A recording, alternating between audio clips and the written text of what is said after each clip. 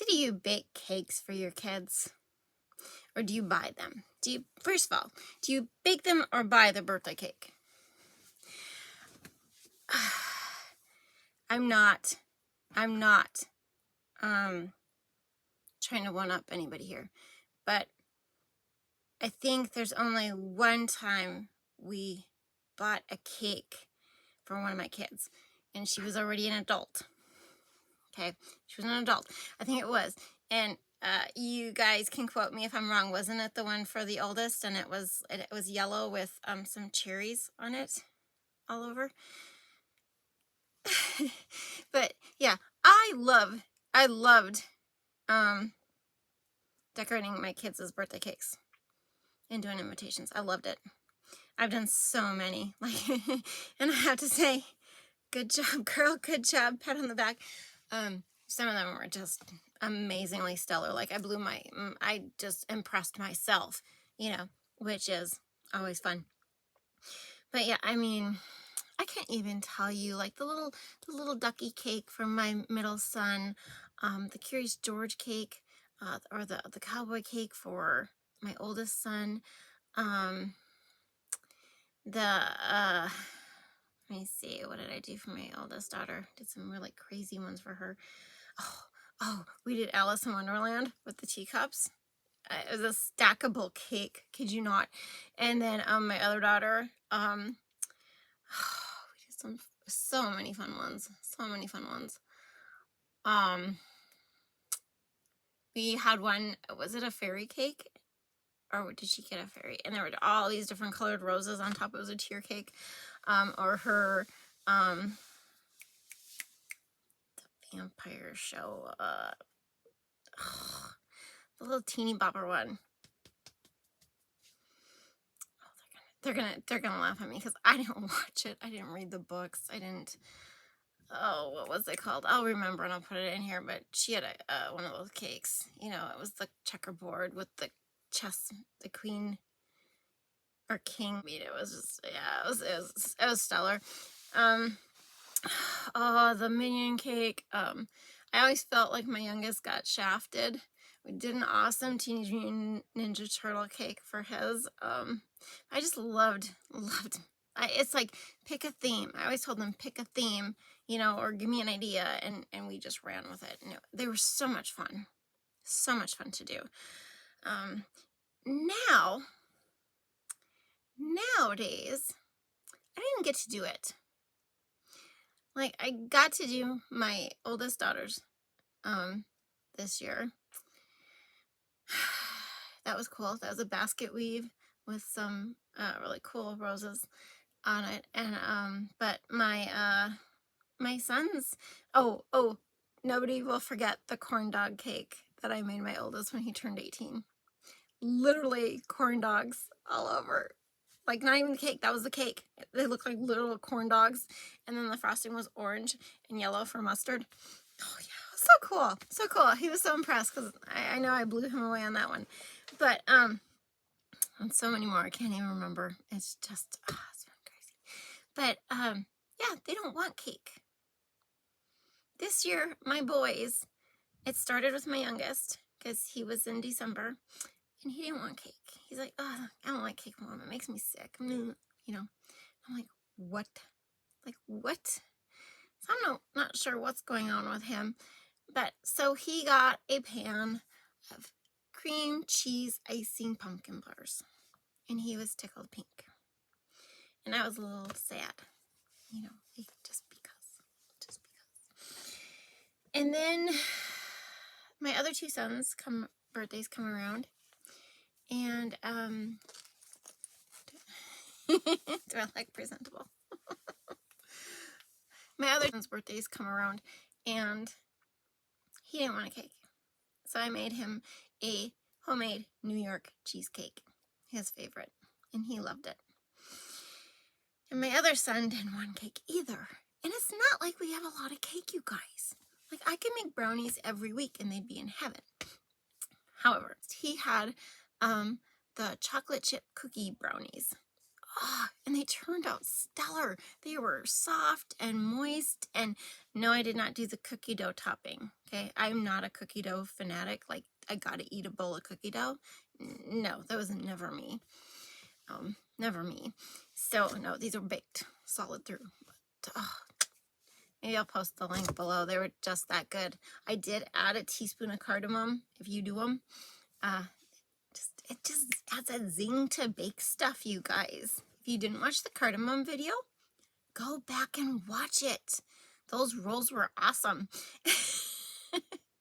But anyway, I didn't start this video off the normal way I did because I was looking to see, to find something really quick, and it's just like, hi, hello, I'm Tonya from Tanya's Witchy Kitchen.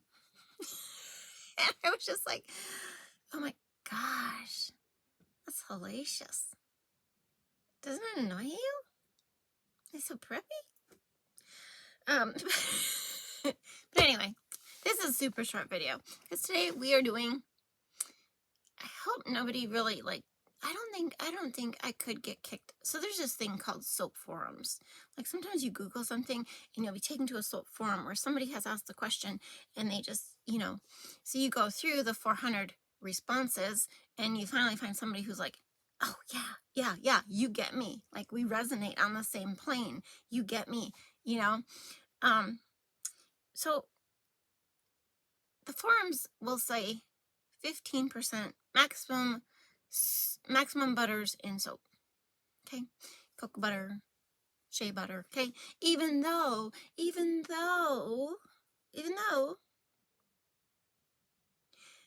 100% olive oil, Castile soap is a thing and has been for years, maybe centuries. I don't know. Okay, yeah, probably yes, centuries. And that's a one. I want to make one. I haven't made one yet, you guys. I'm going to do that another day. But I know it takes forever to cure and, but they're supposed to be really great. I don't know. But, I'm sorry. Like, this is dumb because Mrs. Soap and Clay has done the 100% shea bar. And she's done, I swear she's done the cocoa butter one. Because she was doing deep dives and it was really cool. You should check her out.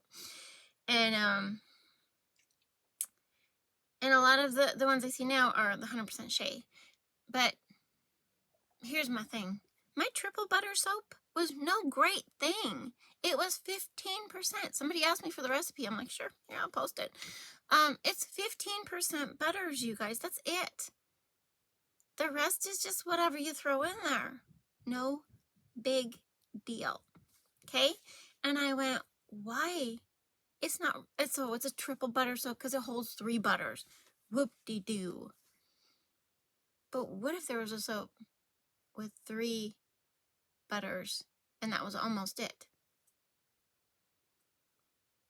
Now, I'd probably get kicked off the forums for that, even though it's stupid and it's a thing that people do. But I wanted to try it because I was like, if you really want a triple butter soap, it should be 3 butters. That's it. However, I love castor oil. Love castor oil and soap. So I had to do my castor oil in there. I only did 4%. I'll tell you what the recipe is in the video, but I'm sure you can figure it out. But yeah, so that's what we're doing today. Trying to get kicked off the forums and prove a few people wrong, but I just wanted to see what it would do. So this is literally almost 100%, not quite, almost a triple butter soap. So 3 things: dream big, be true to you, you are worth it. And I'm Tonya from Tonya's Witchy Kitchen. Let's go check out this video. And to the soap. Yes. So we're going out with hot buttered rum from Wholesale Supplies Plus. We're going to pull out all the stops right here. And we're going with Honey Blush from Nurture Soap. That was such a beautiful color on the sugar cookies. And my itty bitty bit of fly water. So as a test batch, this was 4 ounces of oils only. Okay, want my recipe? 32% cocoa butter, 32% mango seed butter, 32% shea, and 4% castor. Just because I like castor oil. do.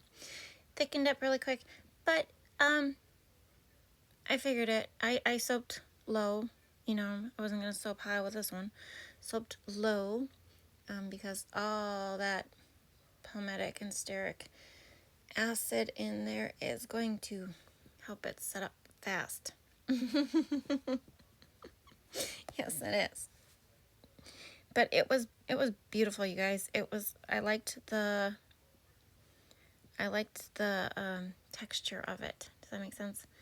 Yeah, it was Kaipen oils from another recipe to dilute my mica. It's hard when you got this itty bitty batch. And okay, so I guess I could have tried cutting one in half. I didn't even think of that. I might have to go do that.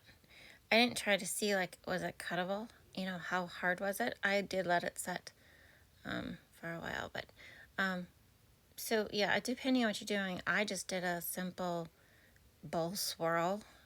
Sorry, guys. Trying to get away from that. But it was just such a pretty batter. Yeah, soap batter. Yeah. Okay. I was like, is that the right word? Really pretty. You know, glossy. And so I just put it in the silicone mold because I was like, it's kind of like the kitchen soap. You have to cut within 4 hours, you know, or you're not cutting it at all. Been there, done that. Tapped it, covered it with freezer paper, and let it set on the counter to do its magic. 24 hours later, this is what I have. Very hard, very smooth soap. Look at that. Isn't that beautiful? Very beautiful. Now you can find all sorts of 100% butters on the internet, you know, 100% shea. People like that 100% shea. I'm not sure why. I guess I didn't look how far back those videos were, like a year ago, or, you know, maybe when Mrs. Soap and Clay started doing her deep dives and she would do the 100% bars, 100% olive oil, but that's not really anything new, the olive oil one. That one's old.